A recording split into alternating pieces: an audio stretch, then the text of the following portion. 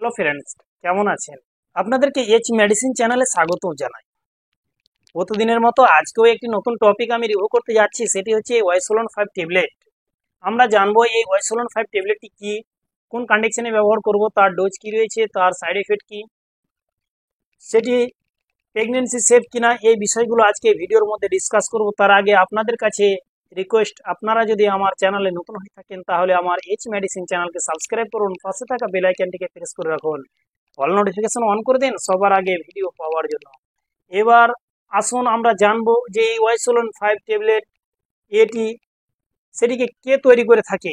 এটিকে তৈরি করে থাকে ফিজার ফার্মাসিউটিক্যাল কোম্পানি। এর বর্তমান মার্কেট প্রাইস হচ্ছে 11 টাকা। এবং এর মধ্যে কি কি মলিকুল রয়েছে, এর মধ্যে যে একটি মলিকুল রয়েছে সেটি হচ্ছে প্রেডিসোলিন। তাহলে এই প্রেডিসোলিন ট্যাবলেটকে কোম্পানি বহুত রকম ট্রেড নেম অর্থাৎ মার্কেটে ব্র্যান্ড নেম রয়েছে, যেমন ওয়াইসোলন কিংবা অম্লকাটিল। তাই এটি বেশ কয়েক কোয়ালিটি হয়ে থাকে, যেমন 5, ওয়াইসোলন 5, ওয়াইসোলন 10, ওয়াইসোলন 20 mg হয়ে থাকে, কিংবা 30 কিংবা 40 mg হয়ে থাকে। বহুল ব্যবহৃত মেডিসিন হচ্ছে ওয়াইসোলন 5 ও ওয়াইসোলন 10। তাই আসুন আমরা জানবো যে তার বেনিফিটটা কি রয়েছে, এটিকে ব্যবহার করলে আমরা কি কি ক্ষেত্রে ব্যবহার করতে পারি। এটিকে আমরা ব্যবহার করতে পারি শৈলী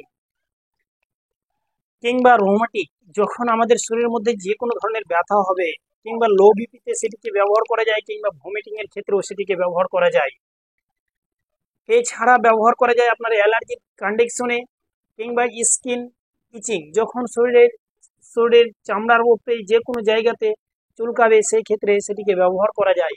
এছাড়া রোমাটিক অর্থাৎ যে কোনো ধরনের ব্যথার জন্য, কিংবা হেডেক অর্থাৎ হেডেক মাথার ব্যথার জন্য, কিংবা ব্যাক পেন পিঠের ব্যথা, কিংবা ফিভার পেন, এই ফিভার পেন অর্থাৎ জ্বরের ক্ষেত্রে যখন ব্যথা হয় সেই ক্ষেত্রে এটিকে ব্যবহার করা যায়। তাহলে আমরা জানলাম যে এই মেডিসিনের বেনিফিট কি কি, অর্থাৎ এটিকে কি কি ক্ষেত্রে ডাক্তারবাবুরা প্রেসক্রাইব করে থাকে কিংবা দিয়ে থাকে। এবার আমরা জানবো যে এই মেডিসিনের ডোজটি কি রয়েছে। এর ডোজ হচ্ছে বিডি, অর্থাৎ দিনে দুবার, সকালে রাত্রে খাবার পরে এটিকে একটি করে খেতে পারে। আসুন তাহলে এবার আমরা জানবো ওষুধটা কি রয়েছে। এর প্রিকশন রয়েছে যে সমস্ত ব্রেস্ট ফিডিং ও প্রেগনেন্সি, লিভার কিডনির ডিজিজ অর্থাৎ এই আক্রান্ত হয়ে রয়েছে এই ডিজিজে অর্থাৎ এই রোগে, তারা যেন এই মেডিসিন না নেয়।